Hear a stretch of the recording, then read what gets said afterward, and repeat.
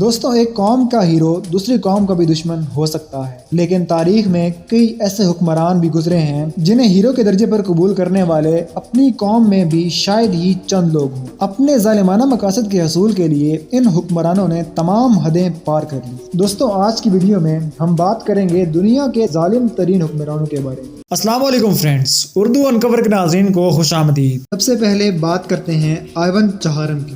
1547 سے 1584 تک روس کے زار آئیون چہارم کو تاریخ میں آئیون محیب کہا جاتا ہے۔ دوستوں، اس کے عہد کا آغاز مرکزی حکومت کے از سر نو تنظیم اور موروثی اشرافیہ یعنی شہزادوں وغیرہ کے اختیارات کی کمی کے ساتھ ہوا، اور پھر اس دور کا آغاز ہوا جسے خوف کا عہد کہا جاتا ہے۔ اس کے عہد میں کازان اور استراخان کے مسلمان ریاستوں پر قبضہ ہوا اور وہاں ظلم و جبر کا بازار گرم کیا گیا۔ دوستوں، بات صرف یہاں تک محدود نہیں رہتی۔ اس ظالم حکمران کے ستم سے اس کے گھر والے تک محفوظ نہیں رہے۔ اس کے بیٹے آئیون نے، جو ولی عہد بھی تھا، اسے بھی تشدد کا نشانہ بننا پڑا، یہاں تک کہ وہ مر گیا۔ دوستوں، اس کا صرف یہی بیٹا عقل مند تھا، اور اس کی اس حرکت کی وجہ سے بعد میں تخت ذہنی طور پر معذور بیٹے فیوڈور کے ہاتھ لگا اور سلطنت بدترین بحران سے دوچار ہوئی۔ اب بات کرتے ہیں شاہ لیوپولڈ ثانی کی۔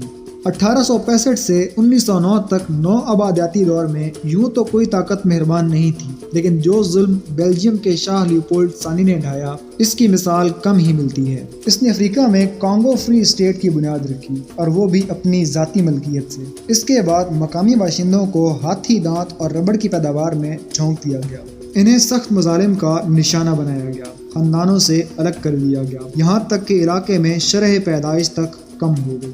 دوستوں، ناکام بغاوتوں میں لاکھوں افراد مارے گئے، جبکہ لاکھوں بھوک سے موت کے منہ میں چلے گئے۔ کہا جاتا ہے کہ 1880 سے 1920 کے دوران علاقے کی آبادی میں 50% کمی واقع ہوئی۔ شاہ کے اس جبری مزدوری کے فلسفے کو بعد میں فرانس، جرمنی اور پرتگال نے بھی اپنی آبادیوں میں آزمایا۔ دوستوں، 1922 سے 1943 تک اٹلی کے بینیٹو موسولینی نے فوج سے فرار ہونے کے بعد فاشسٹ پارٹی کی بنیاد رکھی اور اپنے ساتھیوں کی مدد سے ملک کے جمہوری اداروں کو تباہ کرنا شروع کیا، یہاں تک کہ 1925 میں اٹلی کا رہنما بن گیا۔ اس پر کئی قاتلانہ حملے ہوئے، جس کے بعد اس نے کہا کہ اگر میں آگے بڑھوں تو میرے پیچھے آؤ، اگر میں پسپا ہو جاؤں تو مجھے قتل کر دو، اور اگر میں مر جاؤں تو میرا بدلہ لو۔ ایتھوپیا پر قبضے کے دوران اٹلی نے اتنے مظالم ڈھائے کہ ملک کی 7% آبادی کا خاتمہ ہو گیا۔ 1936 میں اس نے جرمن رہنما ایڈولف ہٹلر کے ساتھ مل کر ایک اتحاد تشکیل دیا اور جنگ عظیم میں حصہ لیا، لیکن وہاں شکست کے بعد کوئی ٹھکانہ نہ رہا۔ اپریل 1945 میں اسے اقتدار سے ہٹا دیا گیا۔ موسولینی نے فرار ہونے کی کوشش کی، لیکن اس کی بدقسمتی کہ وہ مخالفین کے ہتھے چڑھ گیا، جنہوں نے اسے قتل کر کے لاش میلان شہر کے ایک چوک پر لٹکا دی اور نشان عبرت بنا دیا۔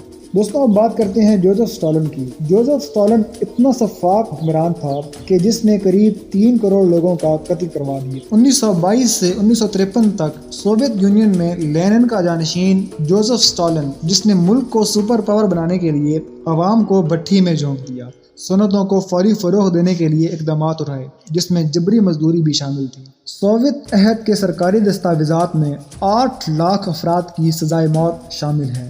17 لاکھ افراد جبری کیمپوں میں مارے گئے، جبکہ 3,90,000 جبری ہجرت میں مارے گئے، یعنی لگ بھگ 30 لاکھ افراد تو ایسے ہیں جن کے دستاویزی ثبوت موجود ہیں۔ دوستوں، تاریخ دان کہتے ہیں کہ اسٹالن کے ہاتھوں مارے جانے والے افراد کی تعداد کم از کم 1 کروڑ ہے، اور اگر قحط سے مارے جانے والے افراد اور روس سے آزاد ہونے والے ممالک کی تحقیقات میں سامنے آنے والی تعداد کو بھی شامل کر لیا جائے تو یہ 3 کروڑ بھی ہو سکتی ہے۔ خود اس کا بیٹا یعقوب جرمن افواج کے ہاتھ لگ گیا۔ جرمنوں نے کہا کہ وہ فیلڈ مارشل پالوس کے بدلے اسے رہا کر سکتے ہیں، جو اسٹالن گراڈ کی جنگ کے بعد روسیوں کے ہاتھوں گرفتار ہوا تھا، لیکن اسٹالن نے یہ کہہ کر انکار کر دیا کہ وہ ایک عام سپاہی کے بدلے میں فیلڈ مارشل رہا نہیں کر سکتا۔ دوستوں، اب بات کرتے ہیں بدنام زمانہ ایڈولف ہٹلر کی، جس کے نام سے آپ لوگ بخوبی واقف ہوں گے۔ 1933 سے 1945 تک جرمنی کے بدنام زمانہ حاکم ایڈولف ہٹلر، جو 1941 کے آخر تک یورپ اور شمالی افریقہ کا بڑا حصہ اس کے قبضے میں تھا۔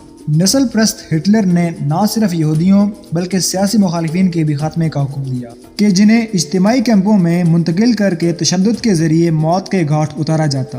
کہا جاتا ہے کہ نازیوں نے ہٹلر کے دور میں کل 11 ملین افراد کا قتل کیا۔ جب دوسری جنگ عظیم کے آخری دنوں میں سوویت افواج برلن پر قبضہ کرنے والی تھیں تو ہٹلر اور اس کی اہلیہ نے خودکشی کر لی تھی۔ دوستوں اب بات کرتے ہیں یوگینڈا کے ظالم اور جابر حکمران کے بارے میں جس کا نام ایدی امین تھا۔ دوستوں 1971 سے 1989 تک یوگینڈا کے جنرل ایدی امین نے فوجی بغاوت کے ذریعے ملک کے منتخب حکومت کا تختہ الٹ دیا اور خود کو صدر قرار دیا۔ اس کے بعد 8 سال تک وہ ملک کا ظالم اور جابر حکمران رہا جس میں اندازاً 3 لاکھ افراد کو قتل کیا گیا، جبکہ یہ تعداد 5 لاکھ تک بھی جا پہنچی۔ اس نے یوگینڈا کی ایشیائی آبادی کو بھی نکال باہر پھینکا جس میں بڑی تعداد بھارتی اور پاکستانیوں کی تھی۔ اس نے فوج پر بڑے اخراجات کیے جس کا نتیجہ اقتصادی زوال کی صورت میں نکلا۔ دوستوں سب سے آخر میں بات کرتے ہیں کمبوڈیا سے تعلق رکھنے والے ظالم اور جابر حکمران پول پوٹ کی۔ دوستوں 1975 سے 1989 تک کمبوڈیا کا پول پوٹ ظالم ترین حکمرانوں کی فہرست میں شامل ہے۔ اس کی خمر روڈ تحریک نے اپنی مرضی کا معاشرہ تشکیل دے کر اسے عوام پر تھوپنے کی کوشش کی اور وہ بھی ایسا کہ پڑھ کر یقین نہ آئے۔ اس کے ذہن میں مثالی دنیا کا تصور زرعی تھا اور یہی وجہ ہے کہ شہروں کی بجائے دیہات آباد کیے گئے اور لاکھوں افراد کو خصوصی مراکز میں تشدد کا نشانہ بنا کر موت کے گھاٹ اتارا گیا۔ دوستوں ایسے معاشرے میں کوئی ڈاکٹر ہو یا استاد، کسی بھی شعبے کا ماہر، اس کو صرف کھیتوں میں ہی کام کرنے کی اجازت تھی۔ یہی وجہ ہے کہ جس میں ذرا سی بھی عقل نظر آتی اس شخص کو مار دیا جاتا، یہاں تک کہ چشمہ پہننے اور کوئی غیر ملکی زبان بولنے پر بھی لوگ تشدد کا نشانہ بناتے۔ صرف 4 سال کے عرصے میں پول پوٹ نے 20 لاکھ افراد کو قتل کیا یا وہ اس کے اقتدار میں بھوک کے ہاتھوں مارے گئے۔ اگر سزائے موت کے ساتھ ساتھ بدترین حالات، ناکافی خوراک اور بدترین طبی دیکھ بھال کو بھی ملایا جائے تو کہا جاتا ہے کہ خمر روڈ میں کمبوڈیا کے کل 25% آبادی موت کے گھاٹ اتار دی گئی۔ دوستوں یہ ویڈیو دیکھنے کے بعد آپ کے خیال میں کون سا حکمران سب سے زیادہ ظالم اور جابر تھا؟ اپنی رائے سے ضرور آگاہ کیجیے گا۔ امید کرتا ہوں آپ کو ہماری آج کی ویڈیو پسند آئی ہوگی۔ ویڈیو پسند آئے تو ویڈیو کو لائک کریں،